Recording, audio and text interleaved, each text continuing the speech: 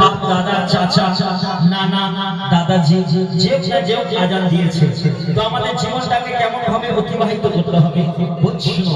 একদম নতুন লেখা আমি এবং আমার বন্ধু আবুল কালাম রেকর্ডিং করেছি, কিছুদিনের মধ্যে ইউটিউবে আসবে।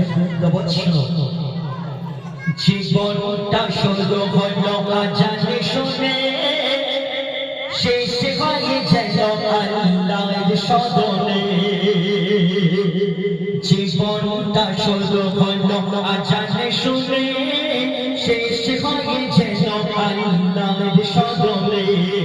শান্তি পাবো জীবন বদলে, অন্তর ভরিয়া রাখো আল কোরআনে।